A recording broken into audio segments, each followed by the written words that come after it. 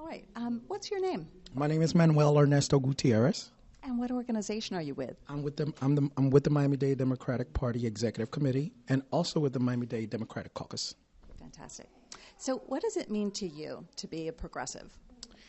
It means that I am fighting for people's issues that they are actually dealing with on a day-to-day basis. And just to give you an example, I feel kind of privileged that I can straddle two worlds in not just the democratic process, in the Democratic Party, but just in American life. I mean, I grew up in a totally black neighborhood in Opelika, Florida, which is in Miami-Dade, one of the actually oldest cities in Florida, and I'm Hispanic. And obviously, I'm a person of color. So I straddle that line so well because I've had those experiences, but that allows me to see, like, we're progressives, right? And a lot of people have different views of what a progressive is. But when you're in one community, like in some impoverished Latino community, right, you're talking about a whole set of issues that might not be what the African-American community is looking at when they're impoverished. So sometimes we need to speak to the constituencies in ways that actually is impacting them in their daily lives. And I think we need to not get into this broad theme, but get into those issues. And I think we can bring those communities together. I try not to divide people, but I know this is America. People are put in boxes. And I mean, it's part of the fabric of the beginning of the country. So we need to make sure that we don't speak in broad terms. We need to talk about people's day-to-day issues and struggles and say why that matters to you as a progressive, why progressivism can help you, get affordable housing, how progressivism, and I'm African-American community, or just impoverished communities, or communities that might not be of color, but like in South Florida, we have the climate change that actually is affecting us every day.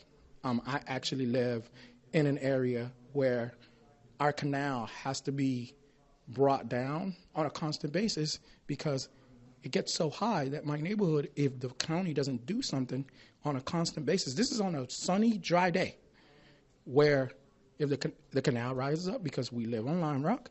So these are things that for different constituencies, you need to let them know why progressivism matters to them. Thank you. Mm-hmm. Well, you explained a little bit about a local issue in just talking about the water levels and so forth. Is there an issue, whether it's local or national, that you're feeling particularly hopeful about and that you hope to see some progressive change around? Well, it's very tough in this time right now to feel hopeful about some of the things, the biggest challenges that we have in America. Wow. I think some of these issues at this point, we need to kind of deal with them as best as we can locally and then at the state level. Because right now, I think we're in a place where anything, healthcare, climate change, it's like denied at the federal level, which it saddens me as a citizen. So I think most issues we're probably going to have to try to piecemeal them on a local level and probably at the state level. What have you seen in your local community that has excited you and made you think that progressives are beginning to come together? Oh, that's a great question. So the Miami-Dade Progressive Caucus just become into existence in the last 3 months.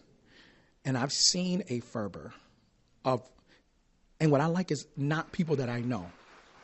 And what I mean by that is that I can go to their meeting and not be like, okay, I know 90% of these people. These are just regular people that have just been energized for whatever reason it is to them. So that gives me a lot of hope. And also, they're young people. My grandpa used to always tell us, young people make change. Old people are set in their own ways. So that gives me a lot of hope, especially locally. And these young people are putting, in this short amount of time, some of our elected officials on notice. So that's very hopeful for me locally. Thank you. Thanks for taking the time. Thank you.